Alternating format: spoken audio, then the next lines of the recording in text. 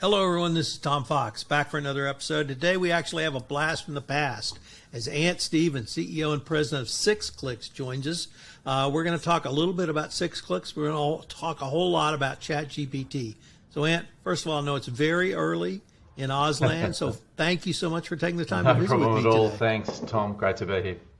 Could you remind everyone of your professional background and your current role? Yeah, sure. So I spent about 25 years working in a number of corporate roles. I ended up as a CIO and then Chief Digital Officer and a partner at KPMG locally and sort of looked at strategy and a whole bunch of related stuff for the firm globally. And I'm now that was 4 years ago. In 2019 founded 6Clicks, and I'm therefore one of the co-founders and also the CEO. And what's the general business of 6Clicks? So we developed a GRC platform to help companies with risk and compliance. We did that in such a way that had a few sort of unique characteristics. One of those we describe as hub and spoke, which is the federated nature of the way the platform was designed to help companies with sort of distributed or federated business models. So companies with central risk and compliance teams and multiple divisions or multiple geographies or whatever it might be. We also developed an AI engine, which I'm happy to share with you in due course, but integrated into the platform, and there's a whole heap of content that companies leverage to help them ensure compliance with different standards, laws, and regulations around the world. So what is generative AI? Yeah, I mean, I feel as if I've been looking at this space since, well, as long as I can remember, and sort of just watching the slow, but, well, in actual fact, quite fast, pick up of capability in this space. It feels as if the names just sort of popped out of nowhere in the last 6 months. But I think when people refer to generative AI, they're talking about systems that effectively transform inputs into outputs, and the outputs generate something of use, right? Whether it's an image, a video, a slab of text, something like that. They work on the basis that they've got an underlying corpus, right? So they've got a kind of brain or a reference point, and that's the generative nature, right? They generate the output based on a corpus of information. So that's broadly the way I think people describe it at the moment. But like all these things, sometimes marketers get carried away and it's described, it's used in lots of different ways. So one of the most ubiquitous phrases of, I guess we're now in Q2 of Q1 2023 is ChatGPT. And as versions have evolved of that product, we were in 3, we're either are moving towards or are in 4. But I was wondering if you could explain to our audience what is ChatGPT, and then where are we in the versions? Yeah. Well, I think it's useful actually to go back a bit. I mean, if I may, Tom, just to sort of describe, obviously people were introduced largely to ChatGPT 3 or GPT-3, which I think the point of distinction is worth making, that there's ChatGPT, which is the bot chat style user interface that people, I guess, are mostly experienced with, typing it into Google and surfing the website and experiencing it. The underlying engine, though, is referred to as GPT-3. But as the name suggests, there was GPT-2 and there was GPT. And it all sort of started back in 2016, I think, in actual fact, when OpenAI was founded. They did a bunch of research. Actually, Google did a bunch of research on what's called the transformer architecture. And, then in sort of, mid-2018, there was GPT, which was a small, basically the same sort of capability, but referencing a small corpus of information, about 7,000 records or thereabouts. And then GPT-2 soon after, then GPT-3, which extended the corpus out to 175 billion, that's a B, billion records, which I think has given people the experience that they've had. And most folk would know it's been useful for sort of generating, largely speaking, text. There was some image capability, but largely speaking text. That people, whether it's very structured text like code, software code, or more free-form creative stuff, And then GPT-4 has taken the next step again. I think that corpus has expanded. I keep forgetting the reference point, but another 10x on that, I suspect. And it's generating not just text, but image and video and all sorts of other capability, which is exciting. I suppose scary to some extent. Separate topic, I guess, but that's GPT-3 to GPT-4 is largely an enhancement in the corpus or the underlying reference point and what it generates.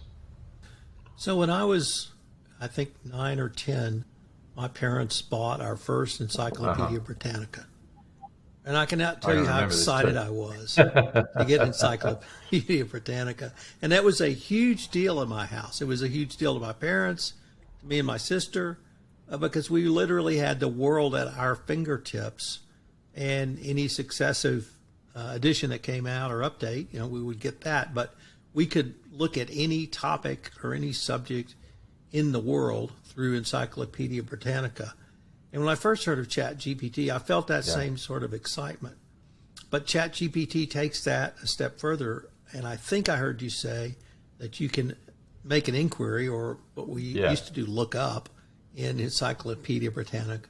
But you get not simply an answer, but how you can use that answer. Would that be kind of a fair generalization? I think it comes down to the thing that we've learned in working with GPT-3, because, I suppose, a tiny bit of context about kind of what we've done here is use that underlying engine and plugged it into 6clicks. But I won't go into that now, except for to say that what we learned through that process is that one of the sort of key skills you need to understand is what they refer to now as prompt engineering, right? In other words, the way that you phrase the input to GPT-3 is critical.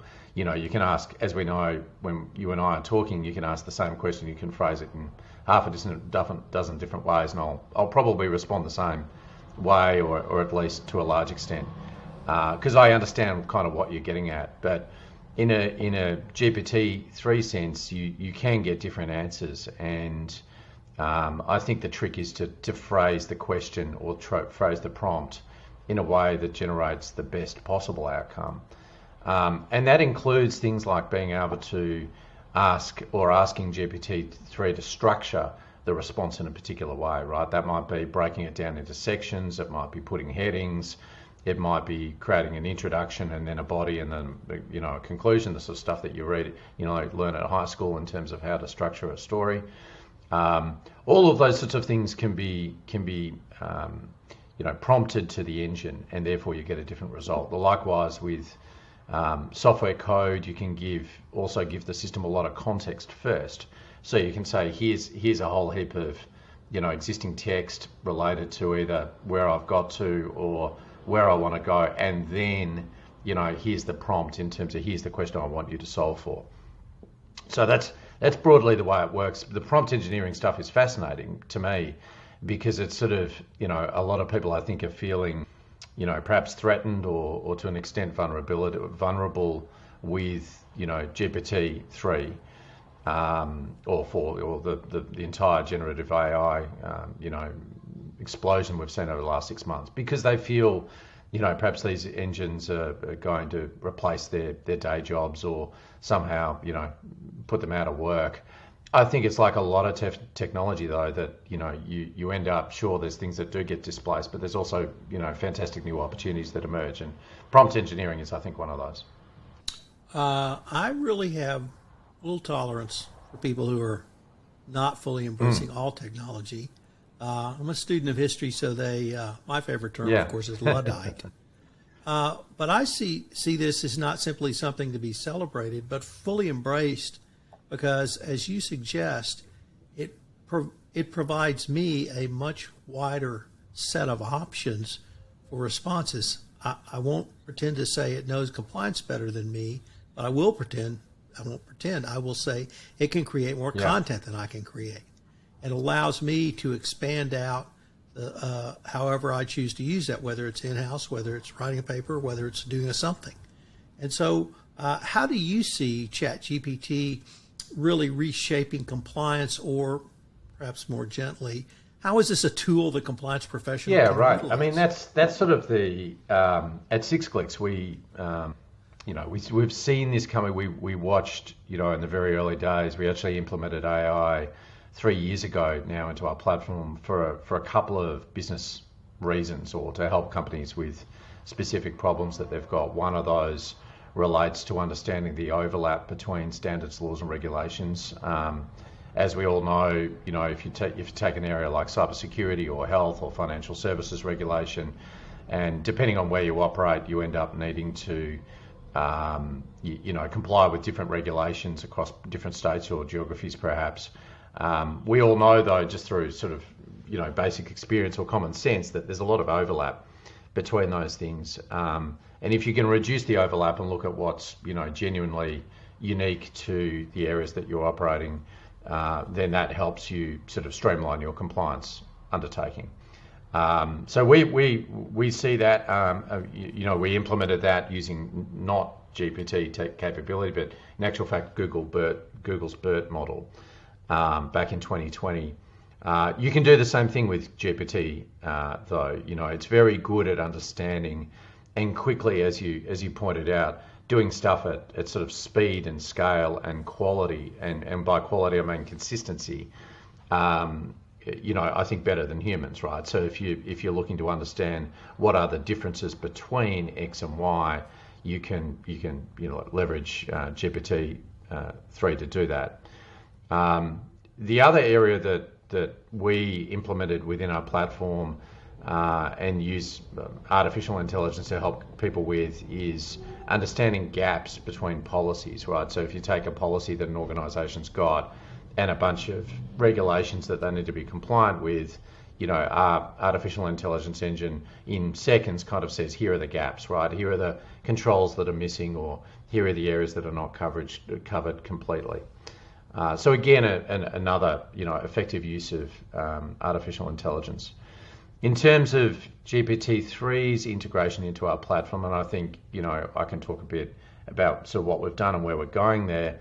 The first area that we tackled was basically helping companies write control definitions, right? So, most folk, I guess most of your listeners would appreciate that, companies have policies, and policies are made up of, lots of stuff, but probably most critically controls. Controls are things that companies need to do, and responsibilities that they've got. And, cutting it all down, if they do those things and they do them consistently, and as they're defined, then typically they can ensure a degree of compliance.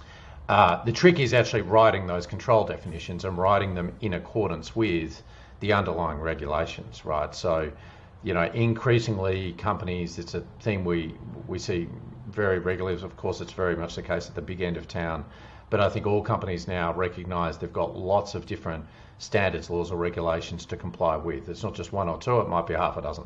So the trick is, how do you write a control? How do you write a single control that complies with, section 2.4.1 on regulation A, and also A.6 on regulation B, and so on and so forth. And we do this, lawyers do this, or accountants do this, or professionals in this space, risk and compliance professionals do this through reading all that text and assimilating it all, and putting it into 2 or 3 paragraphs that describe the control. We do that using GPT-3. We do that as a sort of leg up for folk, right, in our platform, to say you don't have to write all of this stuff from scratch. You can actually just kind of make some progress on this front, get yourself to the 90% mark, and then through your own judgment, review it a little further. So that's where we use GPT-3 at the moment. We also use it for helping companies write policy overviews, right? Similar sort of thing. You're not making reference to specific clauses within a regulation, but you're making reference to the regulation overall, and that reference point, gives you the basis to write a kind of definition or an overview of the policy. So that's what we've done. I think they're fantastic examples of using artificial intelligence to cut out legwork, right? Sitting and writing policies and controls, I think everyone, I'm not too sure that there's too many people who get, huge kicks out of that kind of work, but, you never know. You never know. It's a big world out there, and there's lots of different styles.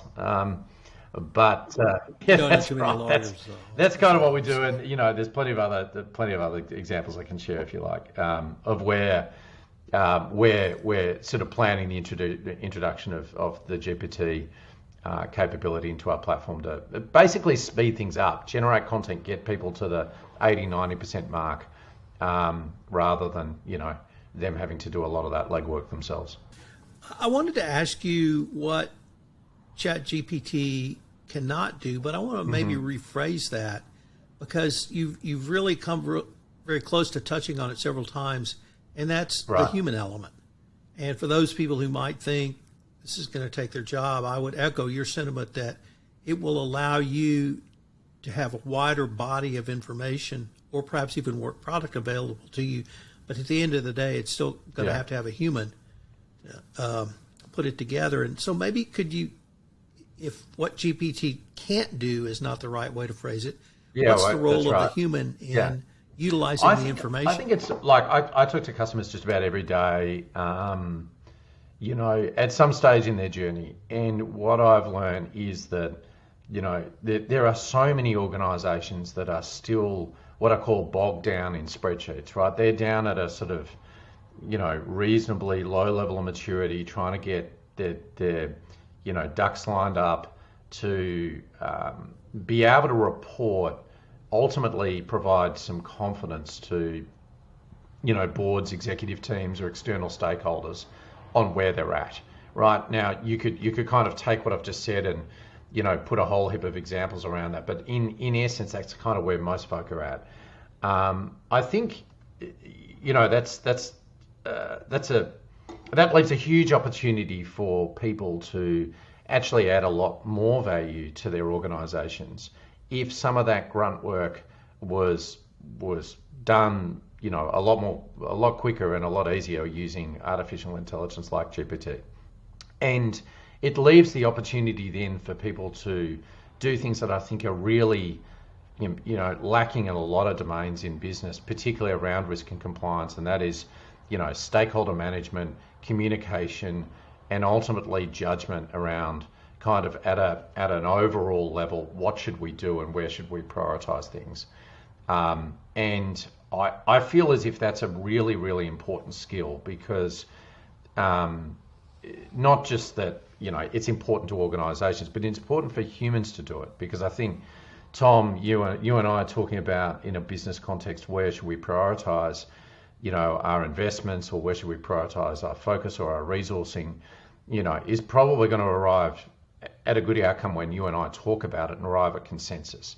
Consensus is not something that you achieve, and I'm not talking about blockchain or digital ledger technology style consensus. I'm just talking about people arriving at common outcome, common viewpoints is best served when two humans are talking, not just receiving outputs from systems. But I think the areas that I described before, writing policies, generating controls, I think there is a role for the human there in, ensuring they're correct, putting overlays of judgment in place, doing some validation, some quality assurance, maybe extrapolating on stuff. But, our mission, I guess, as a business, and the way I see the world anyway, is to really empower people and enable them to, communicate, manage stakeholders, and prioritize, make good decisions more effectively, because all of the other legwork's been, taken care of using technology. Let me turn to Ask Haley. It's an offering of 6 clicks. So for those listening to this, when I just asked that question, Ant's smile went from about ear to ear. So this must be something you're incredibly proud of. So tell us about Ask Haley. Haley was, just to provide some context, Haley was the artificial intelligence engine that we built back in 2020. Based on a range of different technology from Microsoft and Google. We then I think it was probably nearly 12 months ago when we started to feel as if the GPT OpenAI guys were near release, et cetera, et cetera. We were researching that capability, as I described before, and we felt as if, because there was this, real human style interface that we wanted to embed in the platform. We gave it the name, we sort of extended the concept of Haley to make it Ask Haley. And that's effectively where we've integrated GPT-3. So we've got that, in a bunch of areas around the application now, and that's increasing, effectively giving that user interface to folk to say, I don't want to write this slab of text, I don't want to write this control, I don't want to write this policy definition, I'll get Haley to do it. And Haley does that, not just based on what the user provides, but also with reference to all the data in the system. So we sort of construct or orchestrate the prompt based on what the user's input is, along with other reference points in the system. So the response that comes back, is particularly powerful and I think relevant to the problem they're looking to solve. So we sort of feel as if the Ask Haley brand, if you like, will be continuously embedded in lots of areas of the application moving forward. And where do you see all of this down the road? Bigger, faster, more dynamic, a larger data set, if that is even possible, really almost up to sort of a ChatGPT 5, literally with data from 2023 available for use. Where do you see this going? I think the gap at the moment, one of the challenges we found with GPT-3 was the gap in the corpus of information that was available, right? Which is sort of, lagged 12 months prior, right? So when you queried GPT-3, the responses that you got back were based on a corpus of information circa 2021, which to a large extent doesn't, in a lot of cases doesn't make a lot of difference, because the gap of information over that 12-month period, sometimes doesn't matter. But I think increasingly as these models get released and as the capability continues to mature at the pace it's moving, that gap in sort of understanding is going to get a lot shorter. I think the technology at the moment is well and truly outpacing our ability to manage the change management aspects of it, and think about the use of that technology within other platforms like 6clicks, but also just within the way that we work and live. So I think there's sort of, as much as there's a lot of hype and there's a lot of attention and real problems being solved with artificial intelligence at the moment, I still think there's, we're not even scratching the surface of what we're going to be able to do with technology like this. And as it matures, that gap's going to get even wider. But I feel as if one of the analogies that I quite like, when people used to talk about the cell phone or the mobile phone market, was when folk thought about developing countries and how they used telephony. And many would know in remote villages and underdeveloped areas of the world, quite often was the case it was faster for them to kind of leapfrog several generations of fixed line telephony and early mobile phones and so on and so forth, and go straight to 4G or 5G or whatever it is. And I think that's probably where I feel a lot of companies will see the opportunity, is saying, we need to rethink entire business processes.